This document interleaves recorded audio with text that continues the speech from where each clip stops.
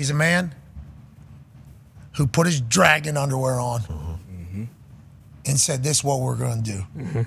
We're going to reign and repeat. We're going to reign and repeat. What? We're going to beat people by more points than any team in the history of March Madness while being the reigning national champions. With the bullseye on our back, as the team that's at the top of the mountain, we're going to beat people worse than any team has ever beat a slew of teams in the past. Ladies and gentlemen, the head coach of the UConn Huskies, back-to-back national champions, Dan Hurley. Two of them. No one could slay the dragons. How are the dragons? You know, how are the dragon underwear? Are they good? They hold up tight? They have any holes in them? What do we got going on? No, they're wet right now. They're in a separate bag. They have their own luggage. It's a very secure luggage that they are in here. It's a casing. It's one of those like really expensive steel luggage containers. Yeah, it's smart. I mean, those things. Hey, we need to put those in a vault too for another year or so because what they do in March Madness is phenomenal. Have you seen all the stats about your team yet, or are you just taking it all in? Have you looked back on how historically dominant this run has been, or are you still living in the moment right now, Coach? I mean, I don't want to sound obnoxious, but like last year, what we did last year was kind of similar. So like a lot of those numbers you have an awareness of, but I mean, it's just no team's ever done what we've done these last 2 years, man. And to do it against that Purdue team last night, with that giant, and it's crazy, man. Okay, so congrats. We watched your post-game presser, and you said, hey, if Edey puts up 25, 30 shots, he gets 30, 40, 50 points, whatever it is, he's going to do that. The rest of the guys couldn't score 18 points or 20 points. Is that your strategy going in? Was that legitimately what we told the boys when we were working on all week? Like, hey, big guy can do whatever the hell he wants. The rest of the team can't do anything. And is that what it is every single game for you? It's something like that? Yeah, I mean, what's weird is, normally the mindset, going against your opponent is to try to take out the other team's best player or their two best players. Like, that's normally what we do, try to eliminate, cut off the head of the snake. But just, in the games that they've had a difficult time in, the supporting cast didn't perform well for them. So, we wanted to really allow him to just allow Edey to just play one-on-one, and then blanket the three-point line and lock up their other perimeter people. And, no matter how many tough twos he made in the paint, without getting any help from the others, he wasn't going to be able to score enough points to beat us. Yeah, well, I mean, just getting a chance to hear kind of your genie, and you wear dragon underwear and you're on the ref's ass. Oh, yeah. I mean, you are on the ref's ass. Awesome. Hey, I don't know if you saw the internet. Yeah, absolutely. I was on their ass, man. But, the dude's, I mean, he's a giant, man. He's a Game of Thrones giant out there. And it's like, there's this 3 seconds rule that they seem to, ignore a lot with him. And then, he's very physical, and then they call him touch fouls. So it brought me back to the Big East tournament, MSG. I was out of my mind during that game. There was a short guy with a red blazer that I was sparring with during the game, and I was on a 12. I was on a 12 last night, and I was in a 12 at MSG. I was a wild man last night, full admission. Yeah, well, hey, listen, the world loved it. The internet certainly responded, and your team did as well. What was if you were on a 12 during the game on that ref, what were you afterwards in the locker room? We saw you come in, stone colding some bottles of water. What's the jubilation like in there afterwards? And what was the message to the boys after you conquer the reign and repeat motto once again? Yeah, we did our deal. we did our deal. That's like the moment, the private moment with the boys, where it's just all the hard work, man, all the sacrifice, how hard we've been pushing since June. To get to that point, to experience that moment that few people get to experience. So just enjoy the moment, and then tell these guys. Last year, the guys went on like a 10-day rampage. In and around campus, like enjoying, like, hey guys, let's try to keep it 7 to 8 days this time. Because after you win the championship, Pat, you lose total control of the program. These dudes are about to go on a tear. Hey, that's why you lift all them weights. Yep. That's why you run all those sprints for this moment right here. And I'm not saying nothing. These guys have earned it. They put in all the work, and now they'll enjoy the fruits of their labor. Hey, who's the little man right there over your right shoulder? That's Luke. That's Luke Murray's youngest, Cash. What up, That's Cash? Money.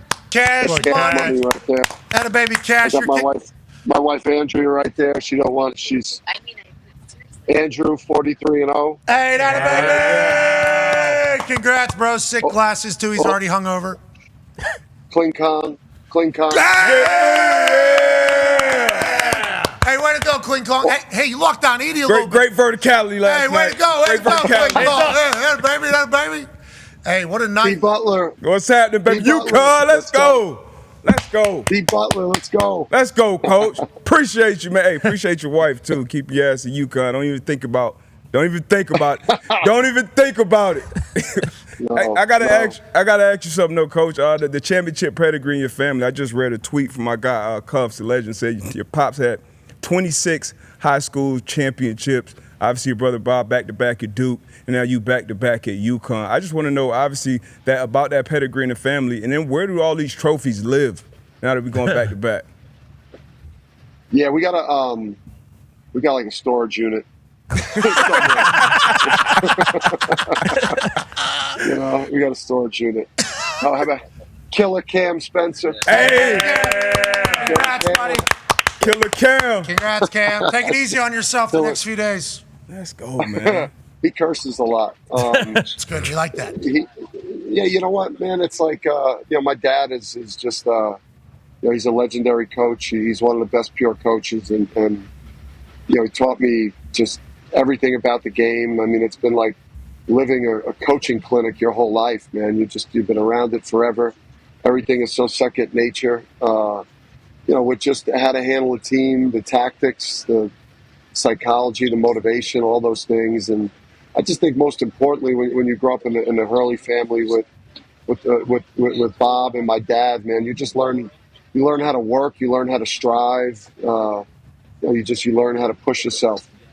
Hey, Coach, Alexander the Great, right what up, there. Alex? The Great, yeah, hell yeah. The Caravan, yes. Hey, let's make sure we're getting all the branding nicknames right. NIL.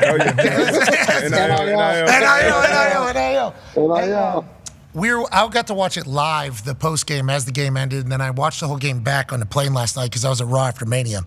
But it felt like as you're getting interviewed by CBS, I can't hear a word you're saying right now, but like I dropped my shit. But as I was celebrating Alexander the damn great, so as we were watching live, it felt like there was a question, about like you and your future. And then they cut it off, I think, because they had a hard out time and the game and it sounded like you were saying, we're already focusing on a three-peat. Like you were about to give that answer, but it kind of got cut off. And then obviously you're asked about Kentucky immediately afterwards. The entire internet goes bananas. Did you know it was going to be that loud whenever you find out that Calipari is leaving? And like, is that what you were about to say before you got cut off? Is like, yeah, this is fun, but 3 in a row is much cooler. Because that's like what Patrick Mahomes and Travis Kelce did immediately upon winning back-to-back Super Bowls. Yeah. It's the positive thing for me is like my phone broke on my phone broke on Saturday, so I couldn't receive any incoming calls or text messages or outgoing.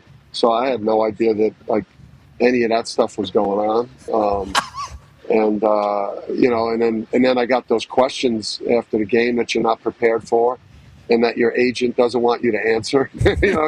He just wants you to say nothing. So it's just keeping it real. But yeah, I mean, we're not. I mean, UConn right now, our mindset. Literally, once we got on that team bus, I think I turned around and said, like, where's the East Regional next year? All right, first 2 rounds were in Providence, and then the Sweet 16, Elite Eight are in Newark, New Jersey. Where I lived and worked for 9 years, and then the Final Four is in San Antonio. So, yeah, I mean, your mindset. We're going to enjoy this, for a couple of days, Pat, but like, it's going to fade quickly, and then you're going to get back to work, and you're going to put a roster together that can hopefully go for a dynasty. I don't want to speak for your agent, but all these UConn alum, Darius included, amen. Molly, Diana Taurasi, everybody that's been on, might need to, little bit of a bonus for yeah. We don't want to go to Kentucky, dude. No. You can't lose that. National championship coach in the middle of this dynastic run. No way. We saw what Sarkisian did when Saban left Bama. He got a bit of a pay raise, didn't he? Hey, look around. Looky. That's funny. You guys got a Jimmy Sexton in college basketball? He's probably already working Figure it out, Dave. Tone's got a question for you, Coach. Yeah, I do. You just talked about team building and the next year's team kind of. And I asked Saban the same thing when he was on the show this year. How do you go about, now that the season's over, the after-season meetings, and how do you go about kids who are thinking about whether they should stay or go to the NBA?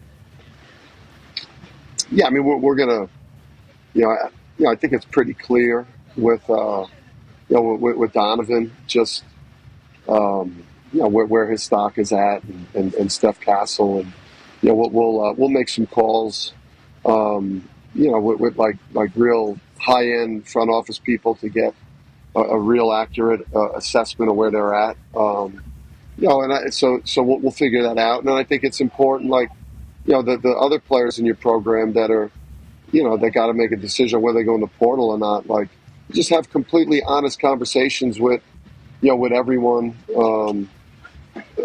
based on where you think they're at. And, those are meetings that probably you start on Wednesday, Thursday, and, we'll probably be doing, recruiting visits, by the end of the week.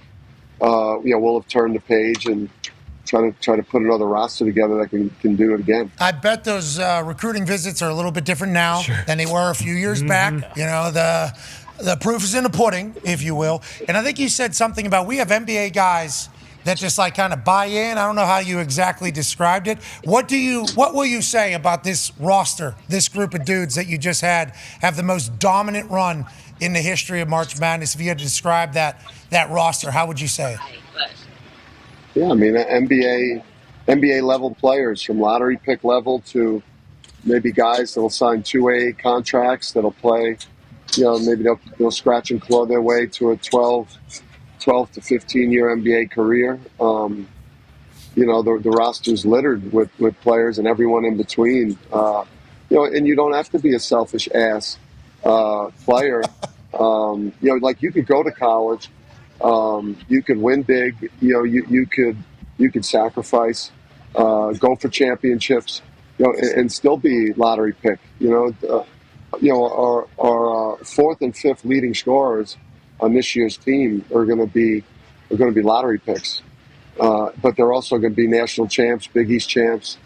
So you could still do both in this game. It's a misnomer, man, that that the sport is ruined and that there's not still a bunch of talented NBA level people out there that still value winning, man. There's still people like that out there, and we're going to try to get all of them. Hey, we're happy to hear that. That's good news about the future. Yeah, not just of college basketball, but of in general. Hey, that's good news. Hell yeah. Coach, that's good news about the world. The world. That's good news about the world there, Coach. Coach, will you what do you celebrate with? How do you celebrate one of those natties? What did you end to do? You eat something? Do you drink something? Do you smoke something? You smoking weed, Coach? What are you what are you doing to celebrate? I had some tequila with a little splash of ginger ale last night. And then we had some we had a nice bottle of champagne too. That was somebody put it on ice before we went to the stadium, so somebody knew. Yeah. So we popped the champagne. We had some tequila. thought that was appropriate. Well, congratulations. I hope you enjoy more of that. Big shout out to your wife getting those dragons cleaned every single game. They shouted you out about the Dragons. Do you want to go on? No, Andrew, She come doesn't feel on. good What's about- the deal? I thought we were friends. Can I just? Great work. Great work. Great work. You're national champ. Back-to-back national champion right there. Back-to-back national champ. Back. Put up 2. Lewis of blood. Two. All right. Hey, Kentucky's got warm weather. All right. I'm not saying I'm not saying anything. You're the man. We appreciate you so much, Coach. Later, brother. Appreciate you guys. You are the best. Hey, rain Peace. and repeat. Repeat. And now we got to think of what the next one is. Rain, repeat, rinse, rinse, repeat, rain. Yep. I don't know. Man. It doesn't matter. Already rained and repeated. You're the man. Ladies and gentlemen, Coach Dan Hurley. Yeah.